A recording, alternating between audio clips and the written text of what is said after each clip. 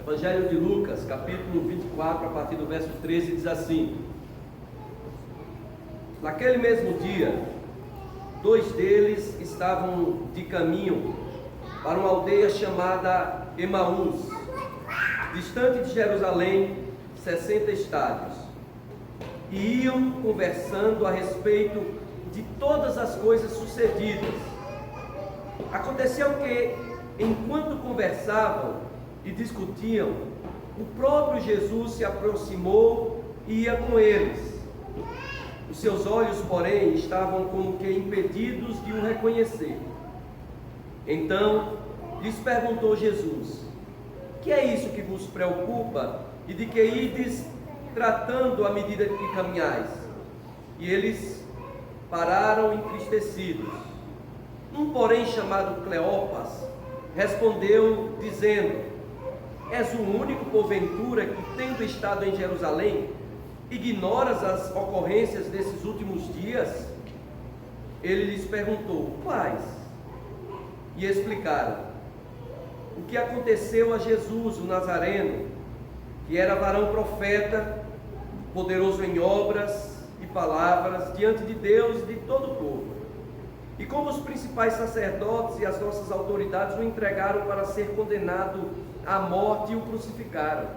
Ora, nós esperávamos que fosse ele quem havia de redimir a Israel. Mas depois de tudo isto, é já este o 3º dia desde que tais coisas sucederam.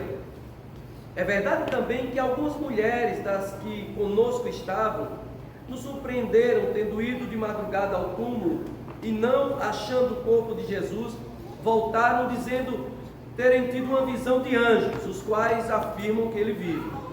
De fato, alguns dos nossos foram ao sepulcro e verificaram a exatidão do que disseram as mulheres, mas não o viram.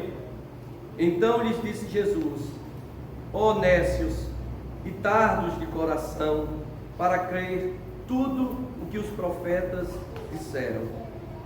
Porventura não convinha que o Cristo padecesse e entrasse na sua glória? E começando por Moisés, discorrendo por todos os profetas, expunha-lhes o que a seu respeito constava em todas as Escrituras. Quando se aproximavam da aldeia para onde iam, fez ele menção de passar adiante. Mas eles os constrangeram, dizendo: fica conosco, porque é tarde e o dia já declina. E entrou para ficar com eles. E aconteceu que, quando estavam à mesa, tomando ele o pão, abençoando-o e partindo, lhes deu. Então se lhes abriram os olhos e o reconheceram, mas ele desapareceu da presença deles. E disseram um ao outro: porventura não nos ardia o coração quando ele pelo caminho nos falava, quando nos expunha as Escrituras? E na mesma hora, levantando-se, voltaram para Jerusalém, onde acharam reunidos os 11 e outros com eles, os quais diziam: o Senhor ressuscitou e já apareceu a Simão. Então os dois contaram o que lhes acontecera no caminho e como fora por eles reconhecido no partir do pão. Oremos. Senhor Deus, nós pedimos que o Senhor venha iluminar nossa compreensão neste momento. Se o Teu Espírito não falar aos nossos corações, não abrir os nossos ouvidos, nós não entenderemos, e a palavra cairá em solo infértil. Por isso pedimos que o Espírito Santo do Senhor fale comigo, fale com os irmãos que aqui estão. Também agradecemos pelos nossos filhos que são ministrados na palavra, que também a semente cai em bom solo. Que o Senhor os faça crescer na presença do Senhor. Agradecemos também, ó Deus, pelos recursos que o Senhor nos dá, que devolvemos ao Senhor com gratidão e louvor. Assim rogamos em nome de Jesus. Amém. Meus irmãos, eu vou reler apenas o verso 21. E eu gostaria que, enquanto eu releio, os irmãos tentassem fazer um esforço de fechar os olhos e viajar há 2000 anos.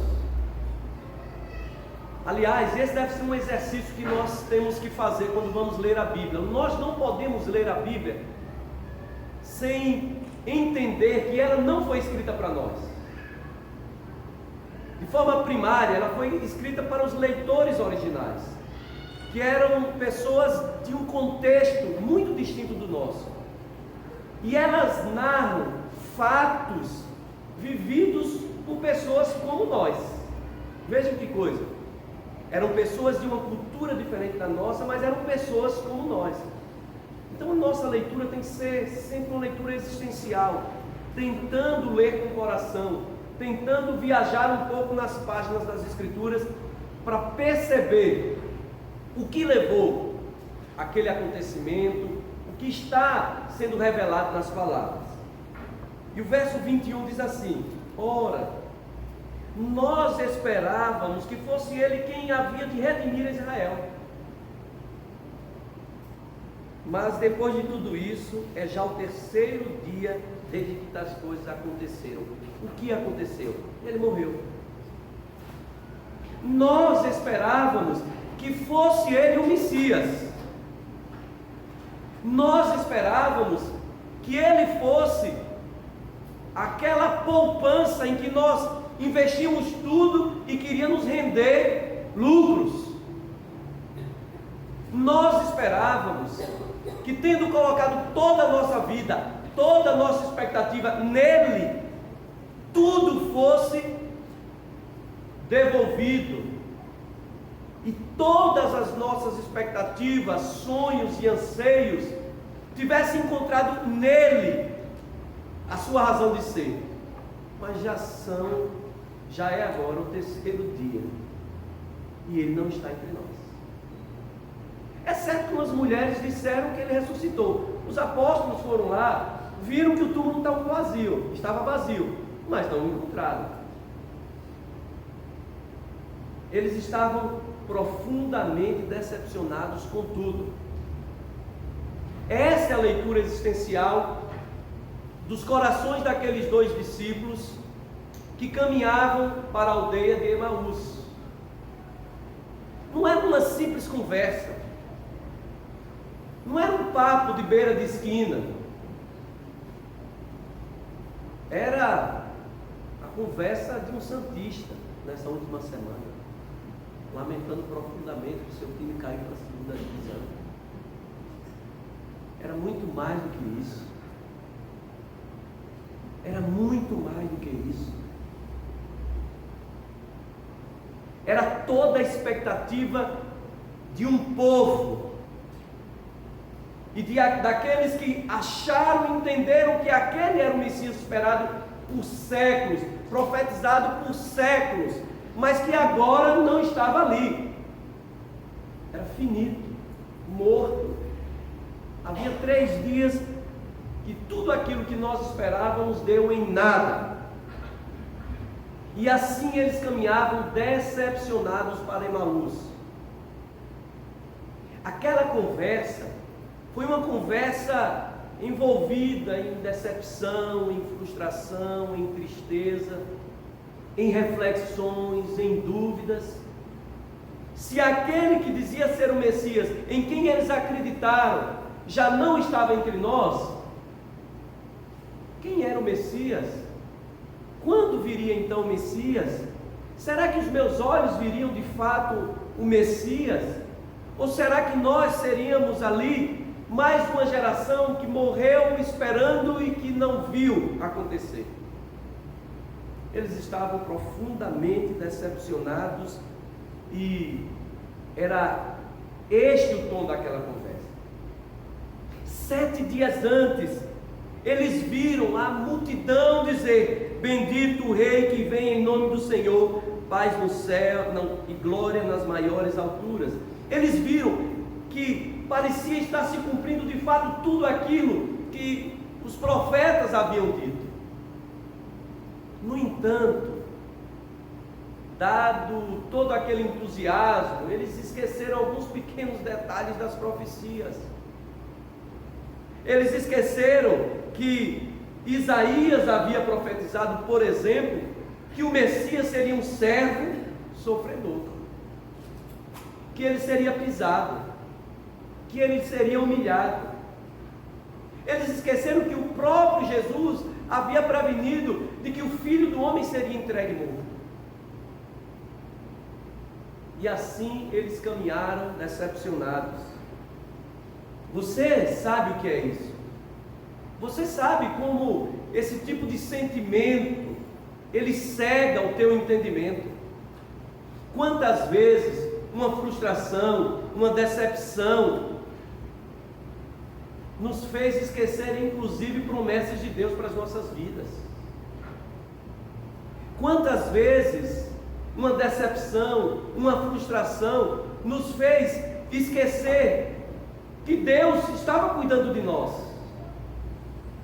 que Ele quer o bem dos seus filhos, que a sua vontade é boa, agradável e perfeita, mas envolvidos pela decepção, pela frustração, parece que todas as promessas, todas as verdades escorrem entre os dedos e vão por água abaixo.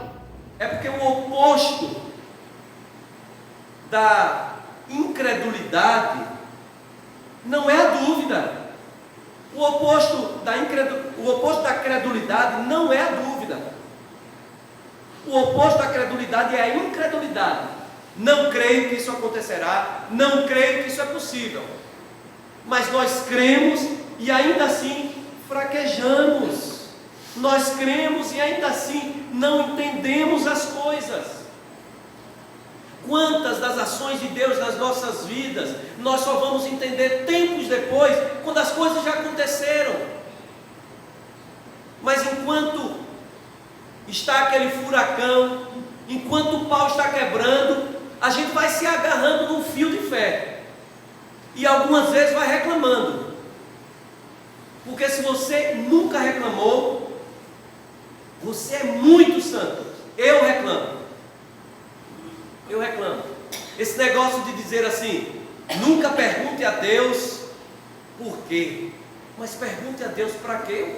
Eu fico olhando essas pessoas que só falta pôr no altar e deixar no canto da igreja, porque todos os heróis da fé perguntaram a Deus por quê. Jó é um camarada que faz 16 porquês para Deus. Deus não responde nenhum, mas faz. Elias também. Davi muitas vezes. Jesus também. Deus meu, por que me desamparaste? Se possível, passa esse negócio de mim. Então essa piedade não é piedade, é pieguice. Esse super santo, esses santarrões que vivem as dores da vida louvando a Deus. Eu vivo as dores da vida gemendo. Eu fico imaginando um pai que perde um filho. Não deve ter dor maior do que essa. E eu já vi alguns pais, amigos meus, gente crente, ter que sepultar filho. E eu não os vi aplaudindo ao Senhor e cantando cânticos animados. Eu os vi gemendo diante de Deus. Eu os vi chorando, mas colocando todo o seu gemido, toda a sua dor, todas as suas dúvidas, todos os porquês diante de Deus. E eu tenho certeza que Deus os acolheu, porque Jesus caminha conosco nas nossas dúvidas. Ele quer crentes sinceros, que apresentam dúvidas sinceras diante dele. E o segredo está aqui, é apresentar as dúvidas a quem pode responder as suas dúvidas, apresentar as dúvidas a quem pode caminhar contigo nas suas dores. Não é sair murmurando, praguejando, mas é gemendo diante de Deus, colocando diante dele. Eu não entendo, Senhor, como é que nós depositamos toda a nossa vida nesse homem, ele morreu e não está entre nós, e o que é que será de nós? Vamos ter que voltar para as redes, vamos ter que voltar para fazer todos os nossos trabalhos. Esses dias, esse ano, nós acompanhamos a situação de uma cadete, no último ano, 0 de tudo. bem classificado, mas já havia experimentado uma reprovação, questão física, e esse ano fraturou o pé e arriscou, tentou, e uma outra reprovação, foi desligado no último ano.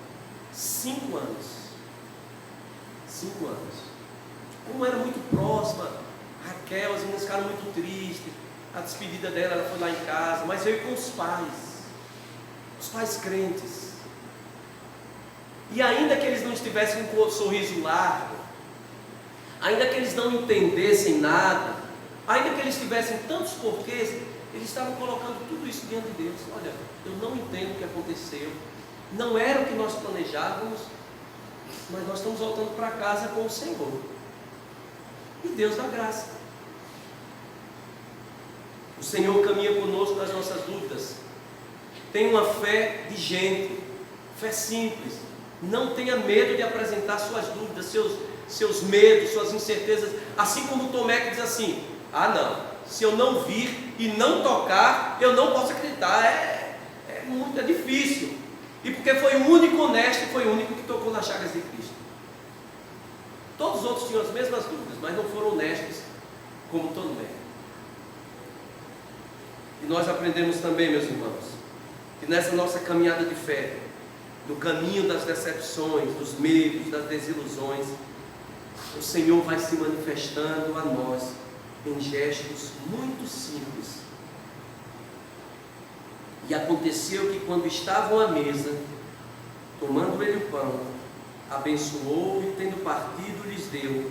Então se lhes abriram os olhos e o reconheceram. Quem sabe se você e eu estivéssemos escrevendo o roteiro dessa história, assim, de forma bem hollywoodiana, o desfecho tinha que ser melhor. Um negócio bem apoteótico, assim. No final do caminho tinha um morto. Jesus mandava o morto ressuscitar. Aí abriria os olhos deles. Ou então, caminho longo, cansativo. Aí o Senhor faz eles flutuarem até lá, né? Nada disso aconteceu. Não teve barulho, não teve reteté, não teve nada. O Senhor, de forma simples, sentou na mesa e, como todo mundo fazia ali, os alimentos chegaram, ele pegou o pão e fez algo que era muito rotineiro, certamente, para ele, para Jesus, mas que era um gesto tão comum para Jesus, que se tornou hábito entre os seus discípulos. E a Bíblia faz questão de dizer que quando o Senhor partiu o pão, os olhos daqueles homens foram abertos. Não foi um grande milagre, foi um gesto comum, cotidiano. Mas foi naquele gesto comum e cotidiano que eles perceberam: Deus está entre nós, é Ele, é Jesus. Gestos simples, cotidianos, falam desse Senhor que está caminhando conosco na nossa humanidade. Ainda que você caminhe pelo caminho da decepção, pelo caminho da frustração, pelo caminho da sua humanidade, da minha humanidade, tão fraca, com tantos tropeços, ainda assim, o Senhor está ali, como diz aquele hino, tranquilo e favorável, ao nosso lado, caminhando, mostrando e se manifestando em coisas pequenas, mostrando que está presente, mostrando que cuida de nós, gestos simples. Sabe por que isso é interessante? Porque no meio das decepções, das lutas, das perdas, das angústias, das agruras da vida, nós muitas vezes geramos no nosso coração a expectativa de que, para que as coisas mudem, algo muito grande tem que acontecer, um milagre, um morto vai ter que ressuscitar aqui. Quando o que é necessário é perceber o Senhor nos pequenos cuidados diários. As decepções não podem nos cegar, as fraquezas, os tropeços não podem tirar dos nossos olhos esse olhar fora do comum, para perceber que Deus está se movendo, Deus está agindo. Ainda que o dia tenha ficado nublado, ainda que a estrada tenha sido uma estrada longa de decepção, Ele está ali, Ele está cuidando, Ele está se movendo, tudo vai concorrer para o bem daqueles que amam a Ele, daqueles que foram chamados segundo o seu propósito. São coisas simples. Não tire o olhar dessas ações, dessas manifestações cotidianas. Deus está se manifestando. O céu não precisa se abrir, um anjo não precisa descer do céu, mostrar as credenciais e trazer uma palavra: eis que vos digo, servo meu, far-vos-ei. Porque para falar com ênclise, próclise e mesóclise, ou é crente, ou é anjo, ou é advogado. Ninguém fala assim. Far-vos-ei agora, levantar-vos-ei. Não. Coisa simples. Um simples partir do pão. Eles perceberam, Ele está conosco, é Ele. E o que é que acontece? Agora o que ressuscita são os corações daqueles 2 discípulos que estavam mortos pela decepção, mas quando eles perceberam que Jesus estava ali, eles ressuscitaram. Os mortos eram eles, não Jesus. E eles voltaram vibrando, correndo. O que fizeram arrastando o chinelo, voltaram vibrando, correndo, joelho no queixo, animados, e contaram tudo o que aconteceu. Pequenos gestos, simples gestos, mostram que o Senhor está conosco no caminho da decepção, no caminho da frustração. E Deus vai nos levando até que essa estrada complete, porque o final dessa estrada só Ele sabe. Meus queridos irmãos, nós estamos encerrando o ano, quer dizer, aqui não é a pregação do Réveillon, né? O Réveillon é dia do tempo, mas é meu último domingo aqui, neste ano. Então, vou fazer uma retrospectiva.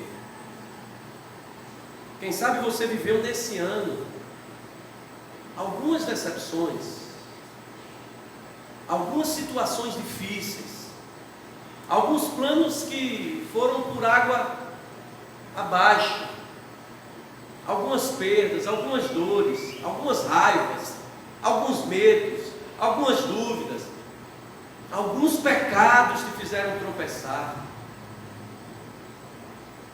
E aí, quem sabe, o ano vai se afunilando e você parece estar vivendo ali agora esse caminho da decepção, voltando para Emaús de mãos vazias. O Senhor caminhou com você esse ano. O Senhor ouviu todo o seu gemido. O Senhor manifestou o seu cuidado em coisas pequenas que quem sabe você nem percebeu. E é Ele quem vai fazer brotar de novo essa fé no seu coração, para que você, de forma alegre, dê graças ao Senhor e se disponha a caminhar um pouco mais. Não deixe que a decepção frustre a tua caminhada. Não deixe que os planos que deram errado, os sonhos que foram embora, lembrei até daquela canção, matem o teu coração e a tua fé. Não se decepcione nem mesmo a sua fé, porque a nossa fé é isso mesmo, caindo aqui, levantando ali, tropeçando ali, mas sempre avante, porque é o Senhor quem vai nos sustentando, é o Senhor quem vai nos dando graça. Amém? Vamos ficar de pé, vamos orar.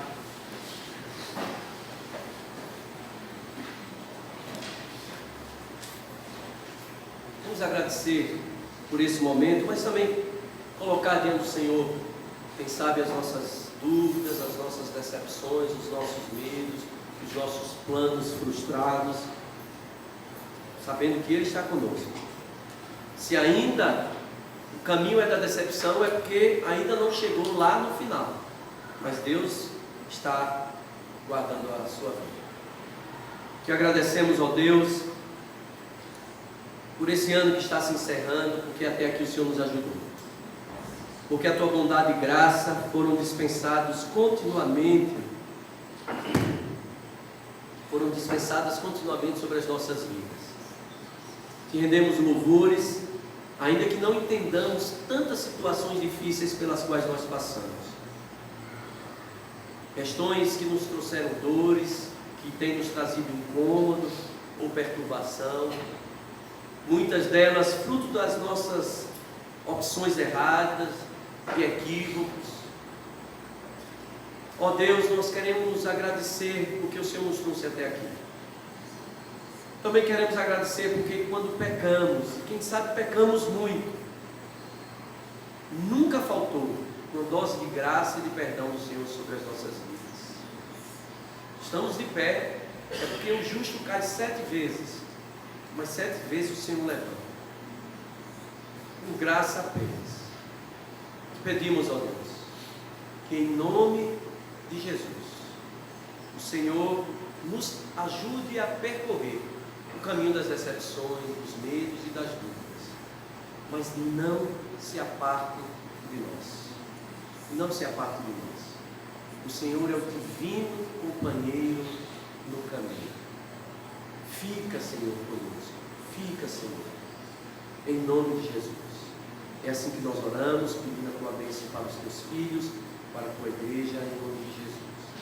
E agora, meus irmãos, que a graça do nosso Senhor e Salvador Jesus Cristo, o amor de Deus, o nosso eterno Pai, a comunhão, o consolo e as bênçãos do Espírito Santo de Deus, repousem sobre vós, sobre os vossos lares, sobre todo aquele que espera a volta do Senhor hoje e sempre.